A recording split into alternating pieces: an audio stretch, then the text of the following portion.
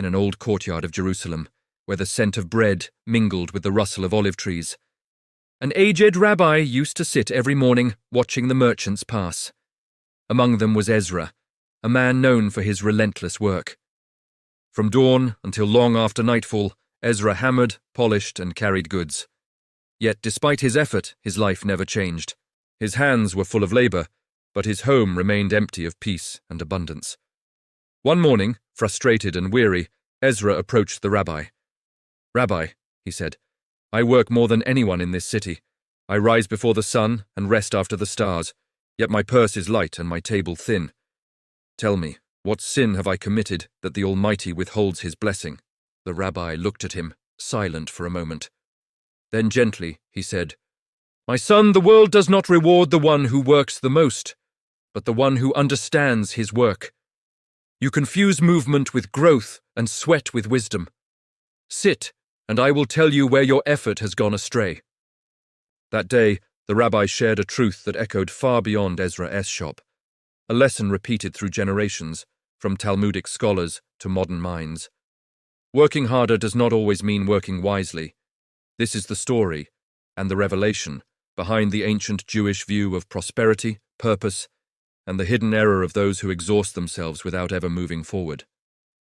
There is a subtle danger in human nature, the tendency to worship effort itself. Among the Jewish sages, this was seen as one of the quietest forms of idolatry, not of gold or stone, but of one's own sweat. A man begins believing that the longer he toils, the more righteous or deserving he becomes. He thinks the universe, or even God, must notice the number of hours he sacrifices. Yet heaven does not count hours, it weighs understanding. The Talmud teaches, "It is not the one who labors the most who harvests the most, but the one whose heart and mind are aligned with wisdom." In other words, effort without reflection is like a lamp without oil. It burns bright for a moment, then fades into darkness. Ezra, the merchant from our story, had fallen into this trap. Every blow of his hammer was a plea for success. But his hands worked faster than his mind. He never stopped to ask, "Am I creating value or merely repeating motion?" His strength became his prison and his routine his chain.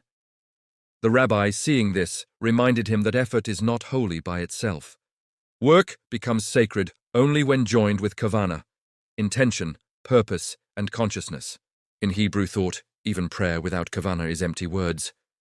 How much more, then, is work without understanding merely noise? The Jewish sages never glorified exhaustion. They glorified balance, 6 days of labor, 1 day of rest. The Sabbath itself was a declaration that man is not a slave to his craft. It was God's way of whispering, "You are not what you produce. You are what you understand about what you produce." But modern minds, like Ezra's, often confuse endless motion with progress. They believe the road to wealth or peace is paved only with longer hours. Yet when time becomes an altar and work its sacrifice, a man loses sight of the divine rhythm that sustains creation. The rhythm of action followed by reflection, of doing followed by meaning. The rabbi told Ezra a parable. A farmer once planted his seeds before plowing the ground. When nothing grew, he planted again and again, until his barn was empty. When I asked him why, he said, "Because I am a hard worker, and hard work always pays." I told him, "My son, you are diligent in the wrong direction. Even the sun cannot make roots grow on stone." Ezra looked down, realizing how his own days had become that barren soil. His diligence had been misplaced, and his reward was emptiness. The rabbi continued, "Work, my son, is not a punishment. It is an instrument. But when the tool becomes your master, you will hammer your life into dust." The wisdom of our people teaches that every moment of work must serve a higher pattern. The word avodah in Hebrew means both work and worship. This is no coincidence. True labor is meant to elevate, not exhaust, to refine the worker, not consume him. When a man forgets this, he worships labor itself, and his prayers become noise made of sweat and fatigue. The Jewish path asks a different question. Is your effort bringing light into the world, or are you simply burning out the wick of your soul?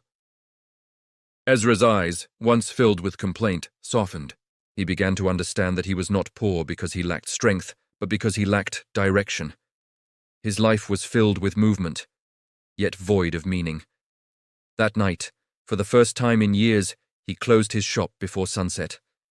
He sat with his children, broke bread, and said aloud, "Perhaps the rabbi was right. Perhaps I have been bowing not to God, but to my own effort." And in that stillness, the first seed of wisdom took root. He realized that true success in the Jewish sense is not merely accumulation, but alignment, aligning the outer hand with the inner purpose.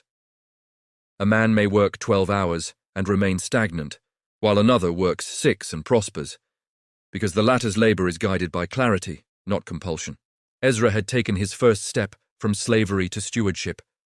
But the rabbi knew enlightenment begins with awareness, yet it only flourishes through transformation. And so, the next morning, he invited Ezra to learn a deeper truth, that wealth, like blessing, flows not from how much you do, but from who you become while doing it. When Ezra returned the next morning, he found the rabbi tracing lines in the dust with his staff. "Rabbi," he said, "I understood what you told me. I must give my work intention. But still, how does a man bring blessing to his labor? How does one make effort fruitful?" The rabbi smiled faintly. "Before the Holy One built the world," he said, "he made a plan." The Midrash teaches that the Torah was that plan, a divine blueprint for creation. Only then did he speak, "Let there be light." First came wisdom, then work. You, my son, have been trying to build your world backward. Ezra sat in silence as the rabbi continued drawing patterns on the ground, circles, lines, paths that met and parted. "Every craftsman," the rabbi said, "who works without a vision builds walls that lead nowhere. He might sweat, but he builds confusion. Yet one who pauses, imagines, prays, and then acts, that one builds something that lasts." The principle was simple, yet eternal. Wisdom precedes labor. Without it, even strength becomes waste. The sages used to say, "The ignorant cannot be truly kind, and the foolish cannot be truly wealthy." For both kindness and wealth require understanding, the awareness of where to give, when to sow, and when to rest. In Jewish thought, this idea is not merely practical, it is sacred. Before one works, one must seek da'at, discernment. Work without wisdom is like planting in winter.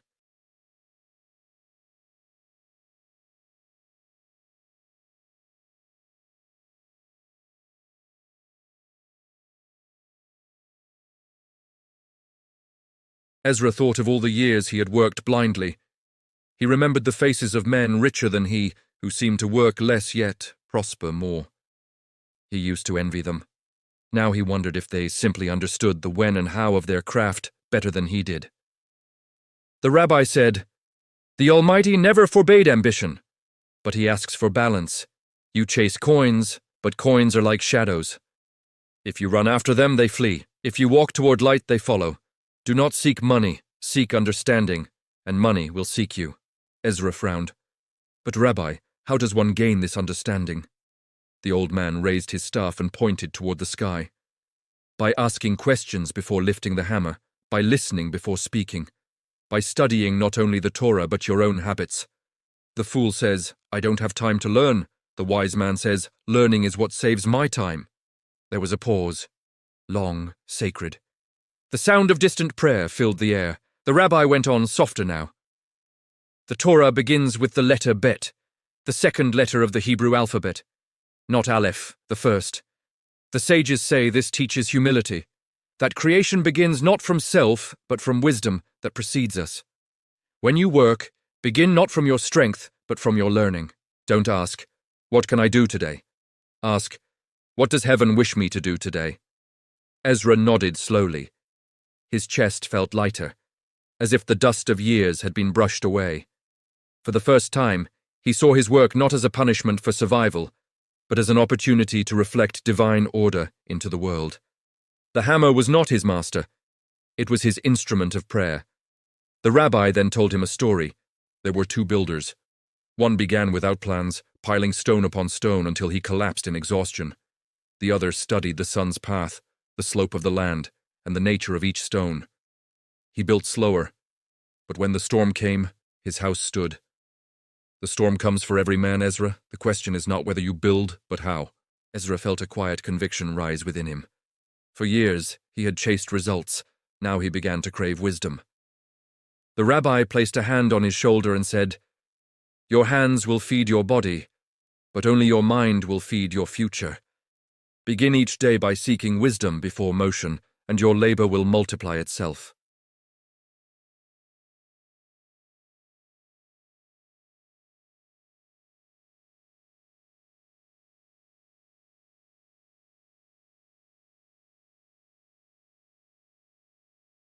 The transformation was subtle, but real.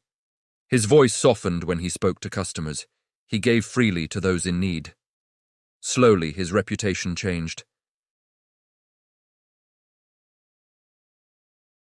And trust, the rabbi later told him, is the true currency of the world. To the sages, prosperity is not the sum of possessions, but the consequence of alignment. When wisdom guides effort, blessing follows naturally. As the rabbi said on their final walk together, "A man who builds with his hands may eat for a day. A man who builds with his mind may eat for years. But the man who builds with his soul, he feeds generations." Ezra had finally begun to learn not how to work harder, but how to work wholly. If you're enjoying this reflection, subscribe to the channel and leave your comment. As weeks passed, Ezra's days became quieter. He no longer rushed to his shop before sunrise. Instead, he spent an hour each morning reading a passage of Torah and reflecting on its meaning before beginning his work. Yet even as his peace deepened, he began noticing something around him, men who mocked his new rhythm. "Ezra," they laughed, "you've grown lazy. You pray too long and work too little. The world rewards those who sweat, not those who think." Ezra smiled, for he now knew their laughter came from fear, the fear of stopping long enough to face emptiness. The rabbi, hearing of this, said to him, "Let them laugh, my son. Many men are rich in activity but poor in purpose. They drown in movement to avoid silence, because silence reveals how empty their work has become. This," the rabbi explained, "is the hidden poverty of the busy man. It is not measured in coins, but in clarity. He may have gold in his hands, but dust in his heart. He may fill his calendar, yet starve his soul. In the eyes of the sages, such a man is not blessed but enslaved. His life is like a wheel spinning in place, noisy, impressive, yet going nowhere. The Talmud compares this to a donkey turning the mill, constant motion, no progress." The rabbi once told Ezra a teaching from Pirkei Avot: "The more flesh, the more worms, the more possessions, the more worry, but the more Torah, the more life." The meaning was clear. What you chase determines what you become. If you chase endless work, you become endless fatigue. If you chase wisdom, you become peace. Ezra listened carefully. "But Rabbi," he asked, "mustn't a man be busy to survive?" The rabbi answered, "Busy, yes, but not buried. There is a difference. A man who tends his garden daily is alive. A man who digs his grave daily is only moving soil. What matters is why you move." In that moment, Ezra remembered the first years of his trade, how he once loved his craft, loved shaping things with care. Over time, that joy had turned into anxiety. His hands no longer created, they merely fought to survive. The rabbi's words pierced him. He had not been working, he had been hiding from himself. The sages say that busyness often hides a deeper fear, the fear of asking, "What is my purpose?" Because to ask that is to risk changing your life. So, many men never ask. They keep running, because to stop feels like dying. But the rabbi taught that only by stopping can a man begin to live. He said, when God created the world, he worked 6 days, and then he stopped. That 7th day was not rest from exhaustion, it was the birth of awareness. Without that pause, creation would remain unfinished. And so it is with you, Ezra. Until you pause to see what your hands have made, your creation is incomplete. Ezra began to see that his poverty had never been financial, it was spiritual. He had been rich in hours, poor in awareness. Each day had passed like sand through his fingers, busy but barren. Then came a moment that sealed this truth. One evening, a young boy entered Ezra's shop carrying a broken clay pot. Ezra repaired it carefully and refused payment. The boy smiled, saying, "You're different now. Before you always hurried." Ezra felt something shift within him. That simple act, taking time, doing good, filled him more deeply than years of restless striving. He realized then that wealth is not the reward of busyness. It is the fruit of meaning. The rabbi later summed it up with one sentence: "You were not created to make a living, Ezra. You were created to make a life." And for the first time, Ezra felt that truth settle in his bones. Now he understood why so many hard-working people remain stagnant, because their energy has no direction. They mistake movement for momentum. They build walls without doors, and then wonder why they feel trapped inside. Ezra began teaching younger merchants that the opposite of laziness is not busyness, it is clarity. A clear mind accomplishes in 1 hour what a confused one cannot achieve in 10. The divine blessing flows not where there is strain, but where there is sense. So, when people ask, "Why do some work endlessly and stay poor?" the sages would answer, "Because their hands labor where their hearts are absent." Ezra no longer feared silence. He embraced it, for in the quiet he found direction, and direction brought fruit. If you are listening to this reflection, pause for a moment. Ask yourself, are you busy or are you becoming? And remember, if you're enjoying this reflection, subscribe to the channel and leave your comment. One morning, months after his transformation had begun, Ezra returned to the rabbi's courtyard. His face had changed. The lines of exhaustion were softer, and his eyes carried a quiet brightness. He bowed and said, "Rabbi, I no longer work as I once did. I plan, I rest, I study, I give. Yet tell me, how do I know when my effort and heaven are aligned?" The rabbi closed his eyes for a moment. "When your work no longer feels like a battle against time, but a conversation with it," he said. "When your day moves with the rhythm of prayer, not pressure. That is when heaven has joined your labor." Ezra listened intently. The rabbi continued, "The Almighty blesses not the hand that moves fastest, but the one that moves in harmony with his order. There is an ancient saying, 'If your heart runs faster than your faith, even your success will outrun your peace.' The true measure of blessing is not what multiplies outside you, but what stabilizes within. In Jewish wisdom, the idea of alignment, known as seder or divine order, is foundational. The world was not created in chaos but in sequence. Light came before life, rest before rulership. Likewise, the life of a man must mirror that divine pattern. First clarity, then commitment, then creation. When a man reverses the order, he loses the flow of blessing, no matter how hard he works. Ezra remembered his former life, waking before dawn, chasing customers, bargaining until his voice broke. He used to call it discipline. Now he saw it was panic. His rhythm had been human, never holy. The rabbi spoke again. "When work becomes worship, effort ceases to be a curse. The Torah says, 6 days shall you labor and do all your work, but the 7th is a Sabbath to the Lord your God." Why does it say all your work? Who can finish all their work in 6 days? The sages explain. It means on the 7th day, you must feel as though your work is complete even if it isn't. That is trust. That is alignment. Ezra was moved. He had spent years believing rest was laziness. Now he saw that rest was faith in motion, the proof that he trusted God more than his own hands.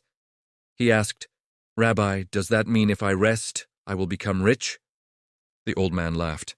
"No, my son, it means if you rest with faith, you will become wise, and wisdom will make you rich in every way that matters." Ezra's shop, though modest, began to flourish. People sensed peace when they entered. He spoke gently, listened fully, and never hurried a transaction. Customers began saying, "There's something different about Ezra. He sells more than goods. He gives calm." He didn't realize it. But that calm was alignment. His inner world had become a mirror of divine order. His work, his prayer, and his rest no longer fought each other. They danced together. The rabbi taught him another principle. When the soul, the hand, and the heart move in the same direction, even small effort bears great fruit. But when they pull apart, even great effort yields little. Ezra began sharing that teaching with apprentices. One young man, skeptical, asked him, So if I align my heart, I won't need to work hard. Ezra smiled. No. You will still work hard, but your work will no longer hurt you. You will be carried by it instead of crushed. And that was the essence of the blessing, not freedom from effort, but freedom from friction. The sages often compared this state to a well-tuned instrument. When one string is out of harmony, the melody falters, no matter how fiercely it is played. But when tuned, even a gentle touch produces beauty. So it is with life. The art is not in force, but in flow. Ezra's transformation spread quietly. His apprentices began finishing earlier, studying more, spending time with their families. Yet the shop prospered even more. The rabbi, upon visiting one day, whispered to him, "Now you are working with heaven, not against it." It was then Ezra finally understood, alignment is wealth. When one's purpose, faith, and actions move together, the result is abundance. Not just in gold, but in time, peace, and joy. Heaven's blessing does not visit the exhausted. It dwells with the balanced. The rabbi looked at him one last time that evening and said, "The goal, my son, was never to escape work, but to sanctify it, to turn the hammer into prayer and the prophet into peace." Ezra bowed his head. "Then perhaps," he said softly, "this is what it means to prosper, not to have more, but to live more holy." And the rabbi smiled. Yes, prosperity is not the fruit of harder work, but the song of aligned work. The night wind carried those words into the quiet streets of Jerusalem, where even the stones seemed to hum with agreement. When Ezra's peace began to settle into his bones, a new question rose quietly in his heart. He had changed his habits, his rhythm, and even his soul. Yet part of him still wondered, what does it mean to be truly rich? One evening he asked the rabbi, "Rabbi, I have less gold than before, but more calm. My neighbors seem richer, yet they worry without end. Tell me, which of us is truly wealthy?" The rabbi smiled, the wrinkles around his eyes deep as old scrolls. "Our sages answered that long ago," he said. "Ezehu Ashir, Hasameach Bichelko, who is rich, the one who rejoices in his portion." Ezra repeated the phrase softly, as if tasting it. "To rejoice in my portion, does that mean to stop striving?" The rabbi shook his head. "No, my son. It means to stop striving blindly. You may expand your portion, but never despise it. Gratitude is the key that multiplies what you already have. Without it, even abundance turns bitter." This teaching, ancient yet endlessly modern, struck Ezra deeply. He realized how much of his old life had been consumed by comparison. Every sale had been a race, every coin a measure of worth. He had built his identity on the fragile foundation of others' success. The rabbi continued, "A man who measures himself by others will never prosper. The Torah commands us not to covet for a reason. Envy drains blessing like holes in a vessel. Heaven fills only whole containers, and gratitude makes you whole." Ezra looked down at his hands, the same hands that once trembled with exhaustion. Now they felt strong, steady. He whispered, "Then gratitude is also a form of wealth." "Yes," said the rabbi, "gratitude is the first coin of heaven. Every other follows it." He told Ezra a story of two brothers. The first inherited land and spent his life complaining about its dryness. The second inherited only a few olive trees, but watered them with joy. When drought came, the first lost everything. But the second's trees flourished, because joy, like water, finds roots even in stone. Ezra thought long about this. His shop had grown slowly but steadily, and his days were filled with simple satisfactions, a customer's smile, a child's laughter, a quiet evening of rest. He realized he had once possessed none of these, though his income was higher. His wealth had grown not in coins, but in contentment. The rabbi's words returned to him. "To rejoice in your portion does not mean to stop building. It means to build from fullness, not from lack, to act from faith, not from fear." That night, Ezra wrote another lesson in his journal, one he would later teach his own apprentices. A man who works from fear of loss will lose even his joy. A man who works from gratitude will multiply even his little. He began each morning with a simple prayer. "Thank you, God, for the portion I have. and for the strength to expand it in righteousness. Over time, his perspective transformed entirely. He saw that the purpose of wealth was not to escape work, but to elevate it. Not to hoard comfort, but to create goodness. He understood what the sages meant when they said, "Blessing rests only upon that which has peace." He also noticed something subtle. The more he gave, the more came back to him.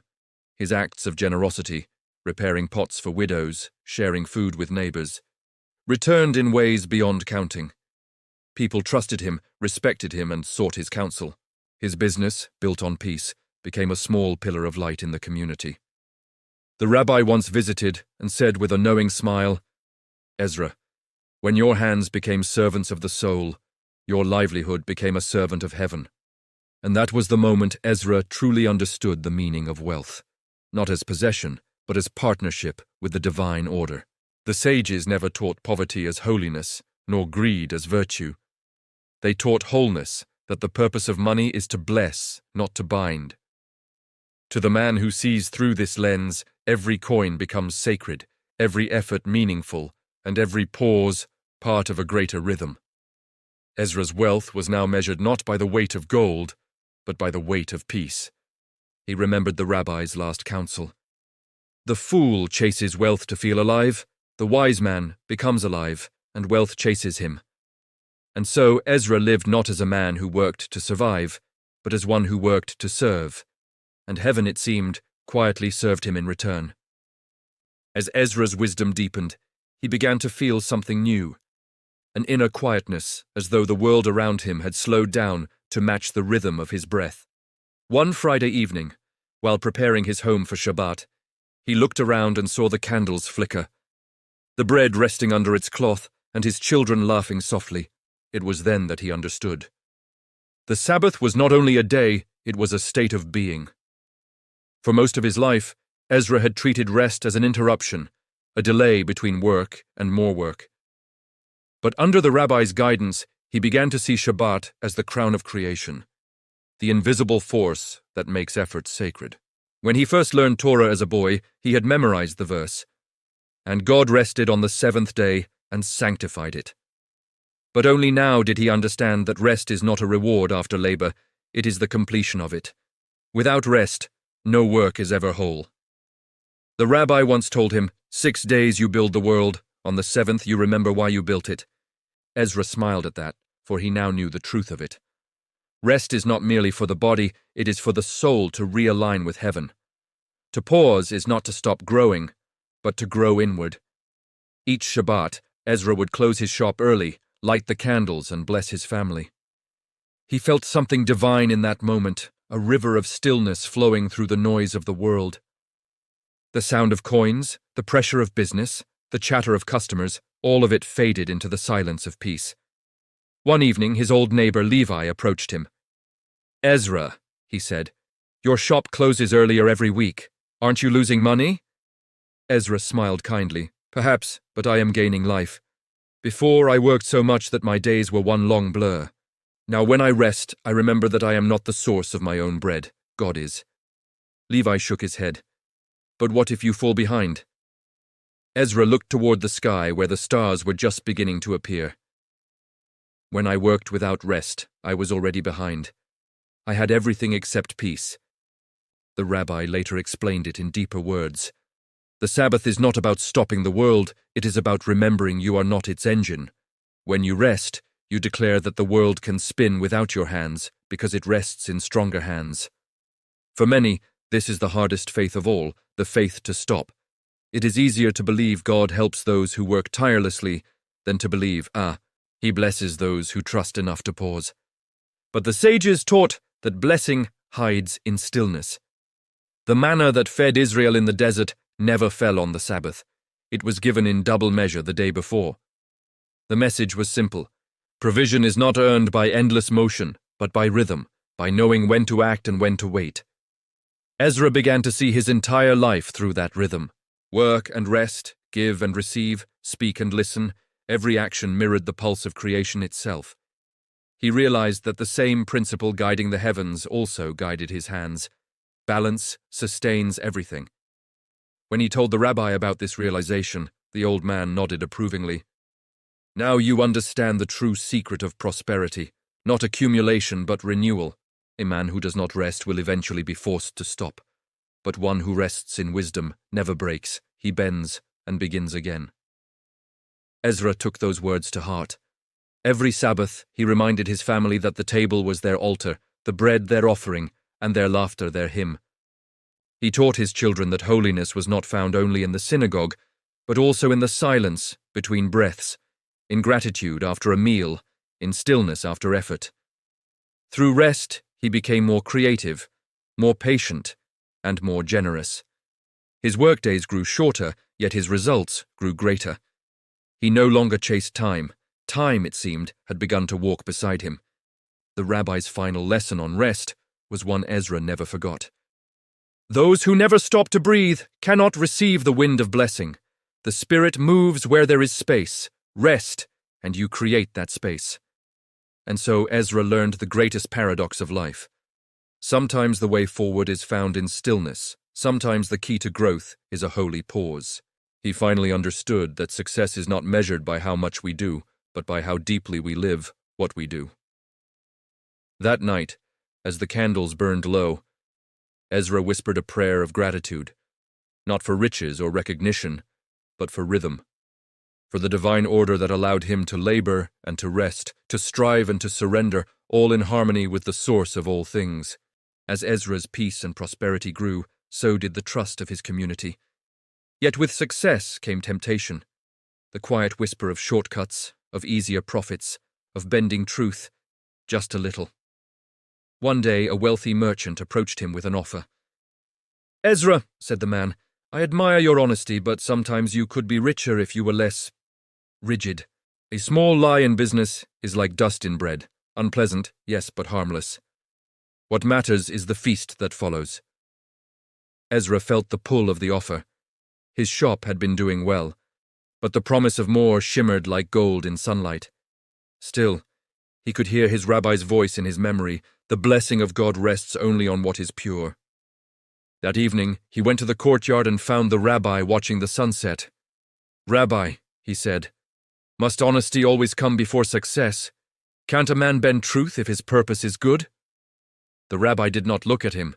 He simply asked, "Would you drink from a cup of pure water with a drop of poison?" Ezra hesitated. "Of course not." "Then why would you build your future with half-truths?" "One lie, however small, infects the whole vessel. The blessing cannot dwell where deceit is welcome." He paused, then added softly, "In Hebrew, the word for truth is emet, amt. Its letters are the first, middle, and last of the alphabet. Truth stands from beginning to end. Falsehood, sheker, eshkar, uses letters that stand together at the edge, unstable and ready to fall. That is the nature of lies. They may stand for a while, but never for long." Ezra bowed his head. He had never thought of words themselves carrying such wisdom. The rabbi continued, "Do you know why deceit brings poverty, even when it seems to bring gain? Because lies demand maintenance. A man must spend energy protecting his falsehoods. His strength leaks through every untruth. But integrity renews itself. It multiplies without effort." He told Ezra a story. There was once a merchant who sold oil. To gain more profit, he mixed a little water with each jar. For years he prospered. Then one day his son asked, "Father, why is the oil lighter than others?" The man lied again, saying, "It's finer, purer, more blessed." The son grew up, learned the trade, and did the same, but he mixed twice as much water. Soon, the name of the family was ruined. The father wept and said, "I only lied a little." But heaven heard him and replied, "So did your blessing." Ezra felt those words burn within him. He realized that every act of deceit, however small, builds a wall between man and divine favor. The rabbi said, "There is no shortcut to wealth that does not lengthen your distance from peace. The Talmud teaches, whoever steals even the value of a penny, it is as though he steals his own soul. Because deceit takes more than it gives, it empties the spirit." The next day, Ezra met the rich merchant again and refused his offer. "I would rather earn little with clean hands," he said, "than much with trembling ones." The merchant laughed. "Then you'll never be truly rich." Ezra smiled gently. Perhaps not in your eyes, but I've learned that wealth earned through deceit carries a hidden tax, restlessness, and I will not pay it. From that day forward, people noticed something different in Ezra's eyes. Clarity, like still water. Word spread of his unwavering honesty, and his name became a symbol of trust. Even men wealthier than he began seeking his counsel, for they saw in him what gold could not buy, peace without guilt. The rabbi, hearing of this, said proudly, "Now you understand that integrity is currency in heaven. It buys what silver cannot, endurance, reputation, and calm. The righteous may walk slowly, but every step becomes permanent ground." Ezra realized then that the true cost of deceit was not the loss of money or reputation. It was the loss of alignment. Lies break harmony between man and creator, between effort and blessing. Heaven, it seems, cannot bless what you must hide. That night, as Ezra closed his shop, he whispered a prayer of gratitude. God, let me be rich not in what I own, but in what I can look at without shame. He understood that a pure conscience was the greatest luxury of all, and though his earnings came slower than others, his peace flowed without interruption. The rabbi's final words on the matter lingered in his mind. A man with wealth but no honesty lives like a candle in the wind, bright for a moment, gone by morning. But the man of truth burns steady, lighting the path for others long after he is gone. In time, Ezra's reputation as an honest and peaceful merchant spread across Jerusalem. Yet as his success grew, a quiet fear began to whisper in him again, the same fear that once ruled his younger days. He feared losing what he had gained. He began saving more, holding tightly to every coin. One evening, as he counted his earnings, his youngest daughter entered the room with a small clay jar. "Father," she said, "there is a widow who lives by the gate. She has no bread for Shabbat. Can we give her something from our jar?" Ezra hesitated. The old fear returned like a shadow. What if times grow hard? What if the market falls? He said gently, "Perhaps tomorrow, my child. We have given much this month." The girl nodded sadly and left. Yet Ezra could not sleep that night. The sound of her soft steps echoed in his mind like a question from heaven itself. The next morning, he went to the rabbi, troubled. "Rabbi," he said, "I give often, but now that I have more, giving feels harder. Why is generosity so difficult when one finally has enough?" The rabbi smiled. "Because wealth tests the heart differently than poverty. When a man has little, he prays for more. But when he has much, he must pray to remember why he asked." Ezra lowered his head. "I fear losing what I've built." The rabbi replied, "Then you have already begun to lose it, for fear locks the door through which blessing enters. Generosity is not a loss, it is circulation. As blood gives life by flowing, wealth gives blessing by moving. When it stops, both begin to die." He told Ezra a story. There were two rivers that flowed into the same valley. One shared its water freely and gave life to trees and fields. The other hoarded its flow, forming a stagnant pool. Over time, the first grew deeper and wider, fed by rains that heaven sent. The second dried up, for even heaven avoids filling what refuses to pour out. Ezra felt that story cut through him.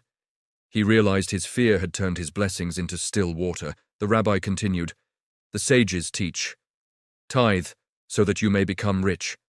Not because God needs your coins, but because giving keeps the soul open. When the hand releases, the heart expands, and through that space, heaven sends more." That night, Ezra called his daughter and handed her a full loaf of bread, wrapped in linen. "Take this to the widow," he said, smiling, "and tell her it is from the one who provides for us all." The girl ran joyfully through the streets, her laughter echoing between the stone walls. Ezra stood at the doorway, feeling something return to him, the lightness he had lost when fear had entered.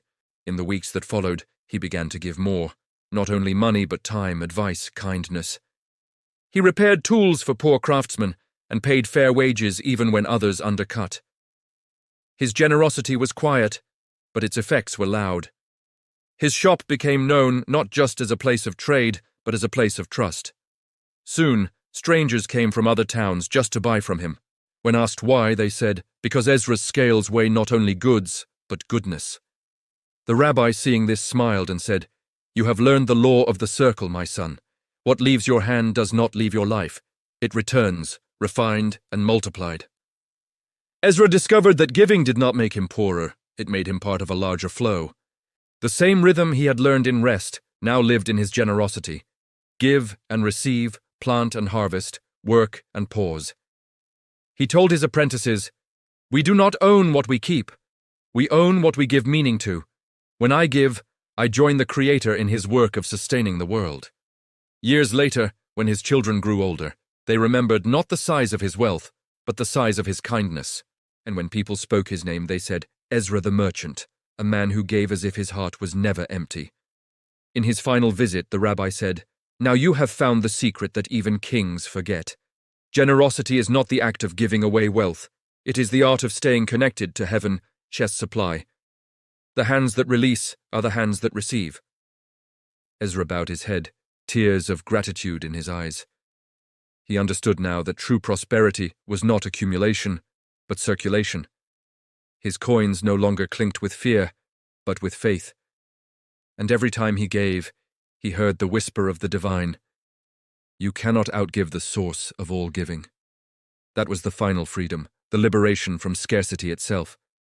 Years passed. Ezra's hair grew white, but his eyes remained clear, filled with the light of a man who had finally made peace with his life. The noise of the marketplace no longer ruled his thoughts. He worked less now, not because of weakness, but because he no longer needed to prove his worth through motion. One morning he sat once more in the rabbi's courtyard, the same place where, years before, he had arrived exhausted, bitter, and poor in spirit. The rabbi, now older too, greeted him with a warm smile. "Ezra," he said softly, "you have changed much. Tell me, what have you learned from all your labor and your years?" Ezra took a deep breath. "I've learned that wealth is not earned by hands alone. It is born in the mind, sustained by the heart, and multiplied by peace. I once believed time was an enemy. Now I see it as a partner. I once worked to survive. Now I work to serve." The rabbi nodded slowly. "And how do you define success now?" Ezra smiled gently. "Success is freedom, not freedom from effort, but freedom within it. To rise each morning and know that what I do honors both heaven and man. To labor without fear, to rest without guilt, and to give without measure. That is true wealth." The rabbi's eyes glistened with quiet joy. "Then, my son, you have understood the deepest secret, that prosperity is not a destination, but a relationship between your soul and its source." He paused, then said, "The Talmud tells us that when a righteous man leaves this world, he takes only what he gave, not in coins, but in deeds, words, and truth. You have stored your treasure well." Ezra bowed his head, emotion rising in his chest. "Rabbi, I once chased gold and found grief. You showed me how to chase God and found everything else following behind." The rabbi chuckled softly. "Then you have joined the lineage of wise men. For the fool works to make a living, the wise work to make a life." Ezra thought of his youth, the endless hours, the sweat, the frustration. All that energy had been spent trying to force a harvest from barren ground. It took him decades to learn that heaven blesses not the frantic, but the faithful, not the exhausted, but the aligned. He now lived by 3 silent rules: to act with clarity, not compulsion; to work with devotion, not desperation; and to hold with gratitude, not greed. Through these, he discovered a paradox that only the old and the wise can fully see: that freedom begins not when one has everything, but when one needs nothing more to feel complete. One evening, as the sun melted over Jerusalem's rooftops, Ezra walked through the marketplace. The same merchants who once mocked him now greeted him with respect. A young trader called out, "Master Ezra, what is the secret of your peace? You work less than any of us, yet you prosper more."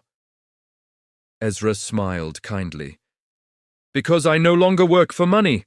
I work for meaning, and meaning pays better." The crowd laughed, thinking it a joke, But the rabbi, who had followed behind him quietly, simply nodded in agreement. Later that night, as they shared one last meal together, the rabbi placed a hand on Ezra's shoulder and said, "Remember this truth. Man was not created to chase the blessing. He was created to become it." Ezra's heart stirred. "To become the blessing," he whispered. "Yes," said the rabbi. "When your life itself gives light, heaven has finished its work in you. You become part of the flow, no longer asking for favor, but being the channel through which favor moves." That evening, after the rabbi had gone, Ezra sat under the olive tree outside his shop. The city was quiet. He looked at his calloused hands, once symbols of struggle, now symbols of peace. He smiled, whispering into the cool wind. "Now I understand. The error of working much and staying poor was never in my hands, it was in my heart. I labored without listening, I moved without meaning. But once I aligned with wisdom, my work became worship, my time became treasure, and my life a story of blessing." And with that, the merchant who had once been poor in peace became the wealthiest man in the city. Not in coins, but in calm, in clarity, in legacy. Because, as the sages taught, a man is truly rich, not when he has more, but when he becomes more. Conclusion. Ezra's journey mirrors that of countless souls who confuse effort with progress. The Jewish sages remind us that the secret of abundance lies not in how much we do, but in how deeply we understand why we do it. Work is holy only when joined with wisdom. Wealth follows not hands that hurry, but hearts that honor truth, balance, and generosity. The Sabbath, the study, the giving, all are reminders that man's power is greatest when surrendered to divine rhythm. So if you find yourself working endlessly and standing still, pause. Ask not, "How can I do more?" but "How can I do it with more meaning?" For the moment you align your labor with heaven, your results will begin to align with peace. As Rabbi Elazar once said, "The blessing rests not in the toil itself, but in the understanding that sanctifies it." Ezra's story ends where wisdom begins. In awareness, in gratitude, in balance. If this message made sense to you, subscribe to the channel, leave your comment and share your opinion. What part of Ezra's journey spoke to you most deeply today?